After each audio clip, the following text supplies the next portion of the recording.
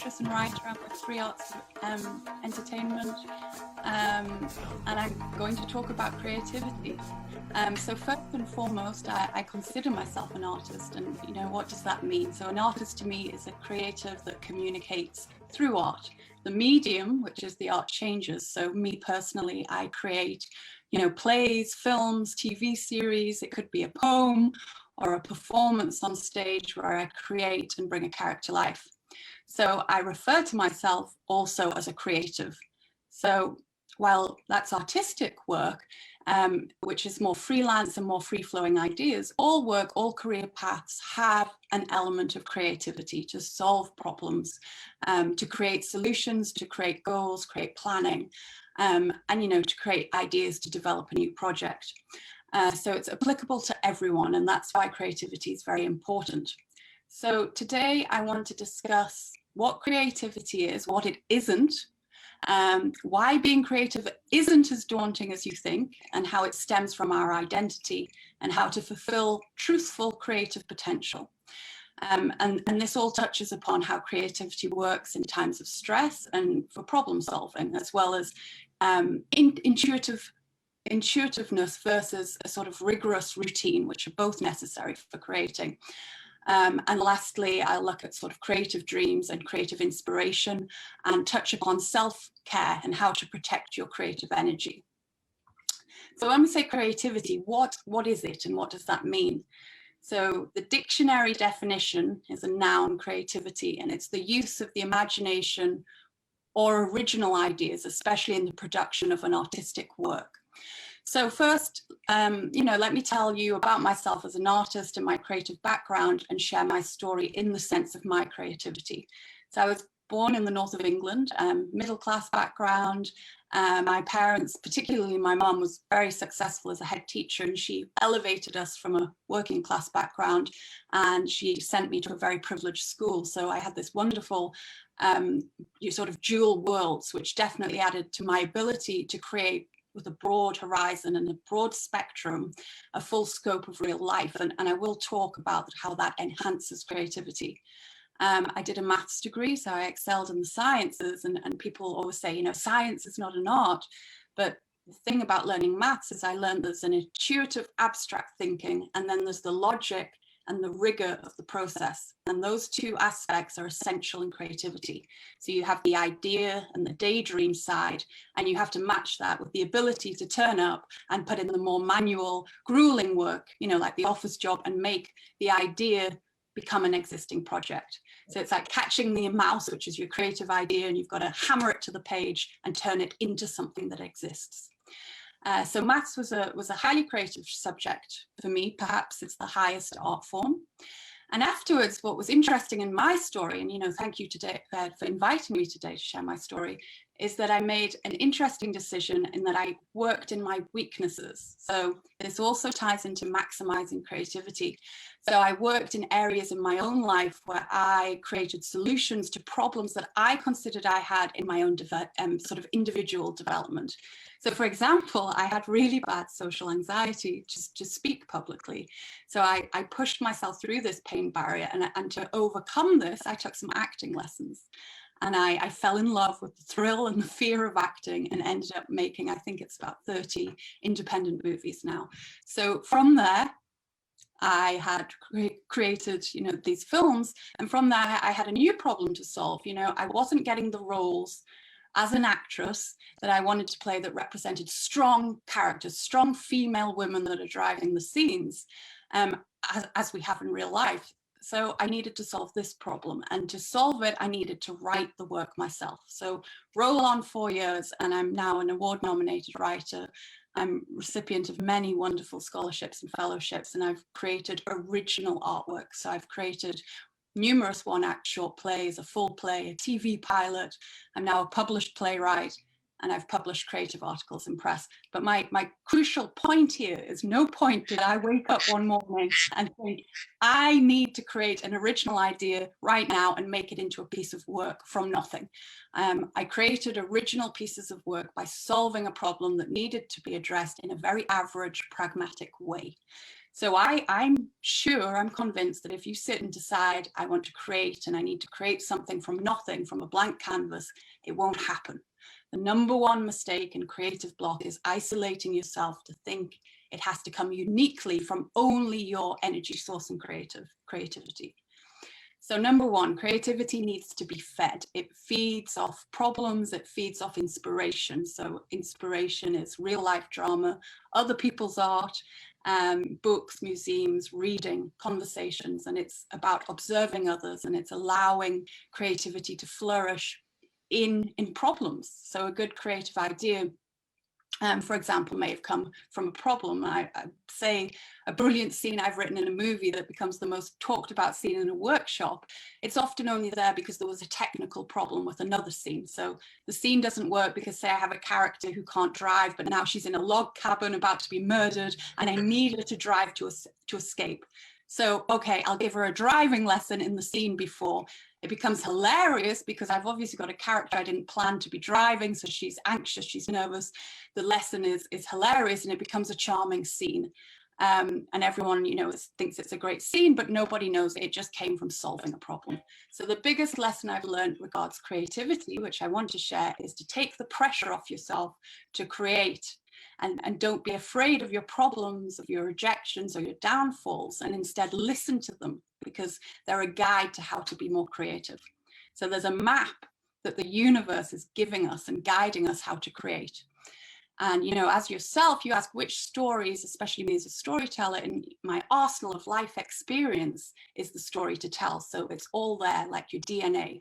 So for your creative ideas, you can go to your most extreme moments, your most dramatic moments, and actually that's where you'll be provided with the highest level of material and creativity to reuse the experience.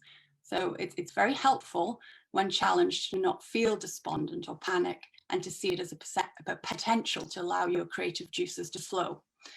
Okay, so then you've got to remember to feed that creativity. And this is done, as I briefly mentioned, outsourcing, hints, clues, triggers from the outside world. And when you really learn to observe and listen to the world around you, you're setting yourself up to be the most creative you can be.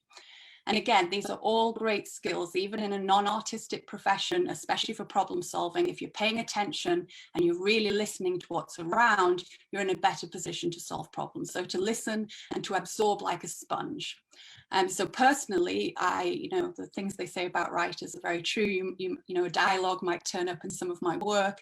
It's sometimes considered quite painful to know a writer, but it appears in a fictional sense, but I'm using an acorn of truth that's already around me to make a creation that becomes fictional.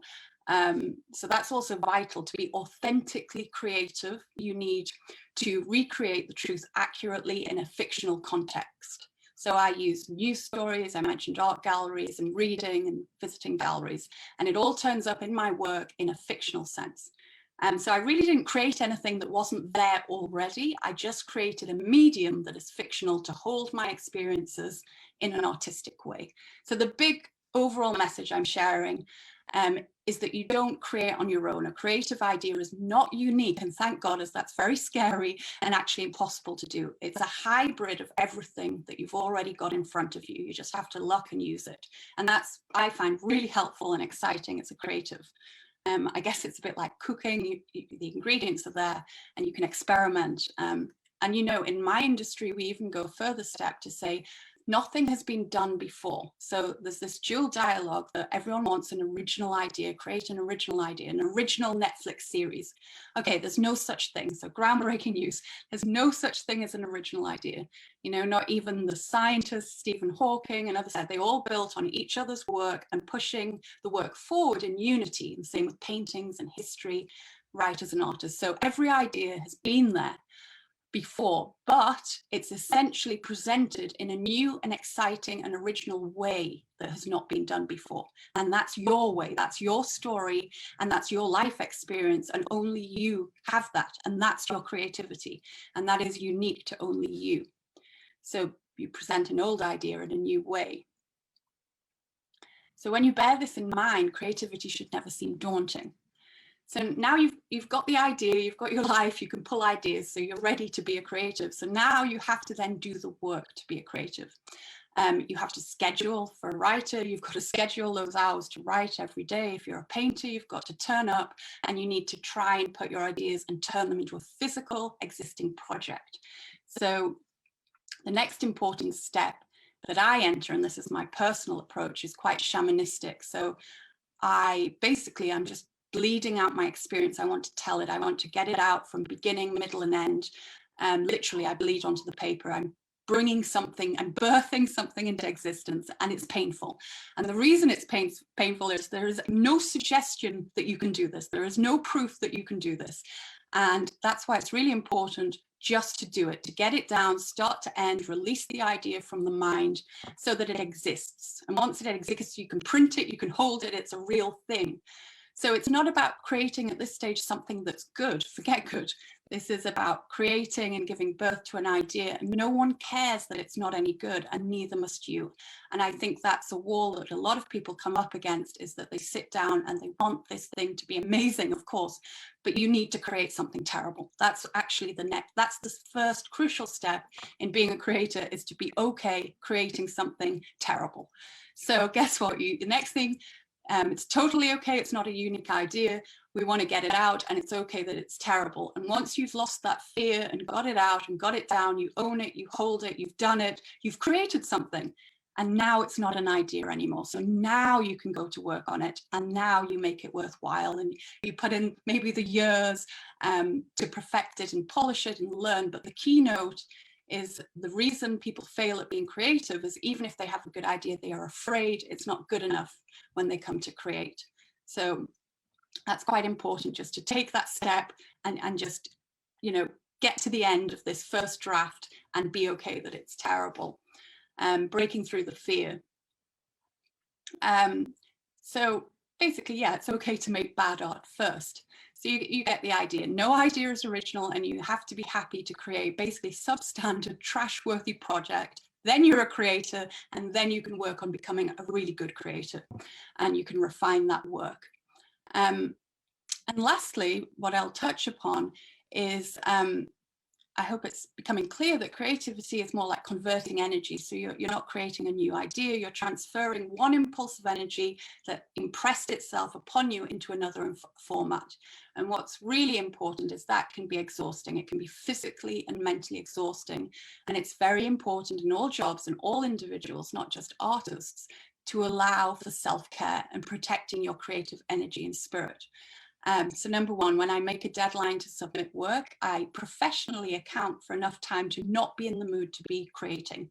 So if I can write a new draft in 3 weeks, I'll add another 2 weeks to the deadline to ensure time to not create. You don't know when the mood will hit, but you can account for it time-wise. And I find this gives time to daydream. And I think daydreaming and procrastination even is an essential part of creativity. So don't be too hard on yourself. Allow it, embrace it. It's what I call my creative incubator, where my mind is inadvertently thinking and absorbing everything that I've just talked about. It's like in the sponge stage, and it's computing how to reform all the ideas in my mind. So I trust the process. Walking, time to nap, creative daydream, self-care, that all helps that process. So don't panic if you're not working or being creative, embrace that. Ideas definitely come when you're most relaxed. And then number two on self-care is important, I think, to surround yourself with positive people, and possibly more creative people than yourself. I'm not saying it's easy to be a creative. It's, by definition of what I've said, you're in kind of a heightened sense of sensitivity. So it can be a tough emotional path. Good art is about feeling that emotional impact. So it's essential to be in a safe network and to find people that understand the creative process and can encourage you and nurture you. And also, if you're surrounded by creative people, you can play off each other's ideas. And basically, less drama around you, more creative drama in your work. And my very last tip is basically creatives are kind of magicians. So they reinvent themselves. It's a bit like magic. And if something doesn't work, recreate yourself as something that will work. So the power is all in your hands and mind already to create and be anything you want. And that's sort of my feeling on creativity. So thank you for having me. And I hope that was a little bit helpful and inspires you to just go and create.